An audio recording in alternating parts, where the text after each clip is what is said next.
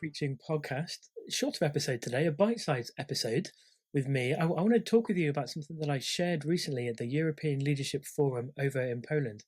I was talking with a group of Bible teachers and preachers who are from all over Europe about this potential poison of preaching ministry.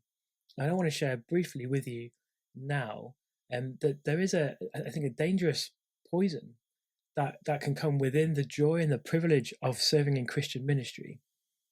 I find that sometimes I can focus so much on my ministry, on serving in my ministry, on spreading my ministry, growing in my ministry. In other words, I spend my ministry focusing on my ministry, and my ministry becomes my identity. Instead of loving God and loving others, I pour myself into my ministry. And if I struggle with that, I wonder if you do too. Now, the antidote to this poison is obviously the gospel, and I want to share about how it works as the antidote. But first, I want to explain to you what that poison looks like. I think there are three diagnosis questions. Number one, do you define your faithfulness by how busy you are? Are you faithful because you're busy? Number two, do you measure your fruitfulness by how popular you are? Number three, do you get your energy from how useful you are? I think it's possible for people in ministry to walk like they're Christians because they have a ministry, but them losing it, or perhaps their ministry not being recognized, would make them live as if they're not really a Christian at all. This poison will make you physically exhausted. It will crush you mentally. It will dry you up spiritually. And this poison will produce people who are self-righteous, self-protective. It's a poison that I taste on my tongue far too often. Serving God and his people in ministry should be life-giving because God is a life-giver. Serving God and his people should be a lifelong privilege because God is a king who's invited us into his eternally significant mission. Now, it's okay to be busy. It's okay to be popular. And if you're useful in ministry, be encouraged. But how easy is it for us to live for those things, as if those things are the marker of our identity? Think about how you talk with people on a normal Sunday. When someone comes up and says, "Oh, hi, it's really good to see you. How are you doing?" "Oh, I'm good. I'm busy." Is busyness the marker of our identity?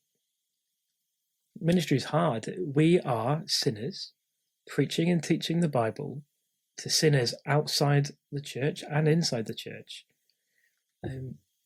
Being in ministry is a sacrifice of comfort, a sacrifice of quiet. But if we're believing and drinking that poison, well, we're in big trouble because you are not your ministry. So what's the antidote? Just like the Israelites in Numbers 21, the antidote to the poison is to trust in God's rescue, to trust in God. They were to look and live. They were to look at the bronze serpent and they would live. And for us, just like Nicodemus in John 3, we're to look. We're to look at the Son of Man dying for us on the cross. And then we will live. We'll be born again. Not just true of becoming a Christian, but that's true of life walking as a believer. See, trying to be faithful, trying to be fruitful, trying to have energy will not give life because only Jesus does that. The new birth that he promised and won and has given us by his Spirit, that is the true gospel antidote, the new birth. The new birth in the new covenant is where we should be standing and resting and serving and living and doing everything. The new birth. 1 Peter 1 verse 3 says this: "You've been born again," Peter says, "born again to a living hope through the resurrection of Jesus Christ." And that new birth, that's your identity. The Heidelberg Catechism starts with this question: what is your hope in life and death? And the temptation for me, maybe the temptation for you, is to answer with ministry. What's my hope in life and death? What gets me through the day? Well, my faithfulness or busyness, my fruitfulness, popularity, my energy, my usefulness. But that's not true. None of that's true.